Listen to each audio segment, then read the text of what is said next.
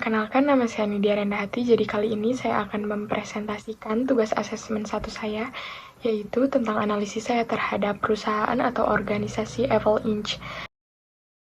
Yang pertama, kita masuk ke dalam pengertian komunikasi kelompok organisasi.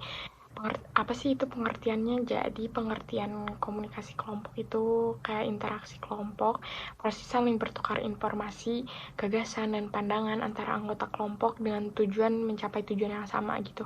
Nah, komunikasi organisasi juga sama, tetapi biasanya dalam lingkup pekerjaan dan juga tujuannya itu yang telah ditetapkan oleh organisasi itu sendiri. Kemudian kita masuk ke dalam proses komunikasi kelompok atau organisasi. Yang pertama itu ada pemikiran pesan, jadi pesan itu harus jelas dan tepat sasaran, juga mempertimbangkan tujuan dan audiensnya. Kemudian penyusunan pesan. Nah, di tahap ini tuh pesan tuh kan harus jelas, jadi kita harus menghindari kata-kata yang ambigu atau membingungkan si penerima pesan. Kemudian ada pengiriman pesan yang dapat dilakukan di berbagai saluran. Kemudian ada penerimaan pesan, ada pemahaman pesan. Nah, tahap ini tuh menghindarkan dari pemaknaan yang salah. Kemudian ada pemikiran balasan dan balasan pesan, karena komunikasi itu butuh feedback atau timbal baliknya. Dan yang terakhir ada monitor dan evaluasi. Pada tahap ini tuh membantu apakah komunikasi ini berjalan dengan efektif dan apakah goals atau tujuannya itu tercapai atau tidak gitu. Selanjutnya ada profil dari perusahaan Apple. Dapat kita lihat dan baca, Apple adalah perusahaan teknologi yang berkantor pusat di Amerika Serikat, didirikan pada tahun 1976 oleh Steve Jobs, Steve Wozniak, dan Ronald Wayne, dan juga meraih penghargaan. Kurang lebih seperti itu profil dari perusahaan Apple.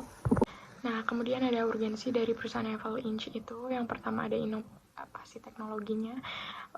Apple ini berevolusi dari tahun ke tahun, dari ada iPhone hingga MacBook. Apple itu terus mengeluarkan produk-produk terdepan, jadi memaksa Apple untuk terus berinovasi gitu dari pesaing-pesaingnya. Kemudian ada loyalitas merek. Jadi Apple telah membangun identitas merek yang kuat gitu, yang memaksakan Apple harus terus memberikan pelanggan produk dan layanan pelanggan yang berkualitas untuk menjaga loyalitas mereka. Kemudian kinerja keuangannya sudah tidak diragukan, jadi harus mempertahankan kekuatan finansialnya dan terus menghasilkan pendapatan dan keuntungan yang kuat bagi para pemegang sahamnya. Kemudian ada pangsa pasar. Apple ini beroperasi di pasar yang kompetitif seperti Samsung, Google, dan Microsoft. Nah, Apple ini sangat perlu mempertahankan dan memperluas pangsa dengan terus memperkenalkan produk baru dan memperbarui yang sudah ada. Kemudian ada dampak pada masyarakat. Jadi produk Apple itu berdampak besar bagi masyarakat dan cara berkomunikasi, seperti adanya aplikasi Siri. Nah, selanjutnya kita masuk ke dalam etika komunikasi perusahaan Apple Inc. Yang poin pertama itu ada kejujuran, sudah tidak diragukan lagi karena perusahaan Apple ini memegang teguh prinsip kejujuran. Kemudian ada keterbukaan, yang berarti karyawan dan manajemen itu harus menghindari informasi yang ditutup-tutupi atau disembunyikan.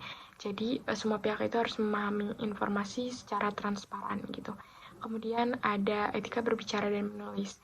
Nah, Apple ini menghargai etika berbicara dan menulis. Jadi setiap karyawan itu harus mematuhi kode etik dalam berbicara dan menulis. Kayak nggak boleh menggunakan kata-kata atau tindakan yang tidak profesional, tidak memfitnah, membuang-buang waktu perusahaan gitu secara nggak bijaksana, dan lain-lain. Kemudian ada keamanan informasi. Jadi Apple ini memprioritaskan keamanan informasi yang berkaitan dengan perusahaan, para karyawan, dan pelanggannya gitu. Jadi harus memastikan kerahasiaan dan integritas informasi yang ada di perusahaan Apple itu sendiri gitu. Nah, kemudian ada urgensi dari perusahaan Apple Inc. itu. Yang pertama ada inovasi teknologinya.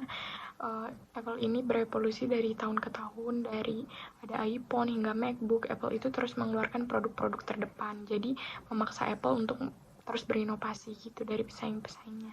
Kemudian ada loyalitas merek. Jadi Apple telah membangun identitas merek yang kuat gitu, yang memaksakan Apple harus terus memberikan pelanggan produk dan layanan pelanggan yang berkualitas untuk menjaga loyalitas mereka. Kemudian kinerja keuangannya sudah tidak diragukan, jadi harus mempertahankan kekuatan finansialnya dan terus menghasilkan pendapatan dan keuntungan yang kuat bagi para pemegang sahamnya. Kemudian ada pangsa pasar. Apple ini beroperasi di pasar yang kompetitif seperti Samsung, Google, dan Microsoft. Nah, Apple ini sangat perlu mempertahankan dan memperluas pangsa dengan terus memperkenalkan produk baru dan memperbarui yang sudah ada.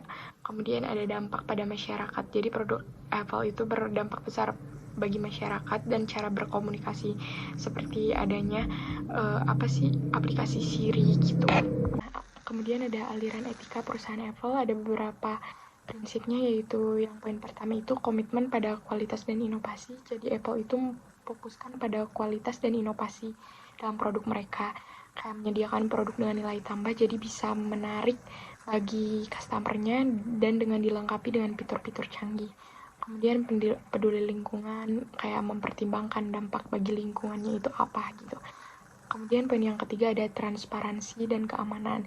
Jadi Apple itu sangat memfokuskan keamanan dan privacy pengguna mereka, kayak mengambil tindakan konkret sebagai peluncuran versi terbaru iOS, kayak iOS-nya tuh terus di-upgrade gitu, itu buat privacy para penggunanya. Dan poin yang keempat ada bisnis yang etis dan tanggung jawab. Jadi Apple ini bertekad untuk menjalankan bisnisnya dengan integritas, dengan mematuhi hukum dan juga aturan industri. Kemudian ada bisnis yang adil dan transparan. Adil dan transparan itu sudah menjadi standar perusahaan Apple. Jadi tidak diragukan lagi gitu. Dapat kita simpulkan bahwa perusahaan Apple Inc. ini termasuk ke aliran etika egoisme karena menerapkan standar etika pada akibat yang diperoleh oleh pelaku komunikasi sendiri. Kayak contohnya tuh Apple mengambil banyak tindakan untuk memastikan bahwa mereka menjalankan bisnis mereka secara etis dan bertanggung jawab, juga mempromosikan standar etika yang tinggi dan mempertimbangkan dampak sosial dan lingkungan mereka, juga mengembangkan karyawan-karyawan mereka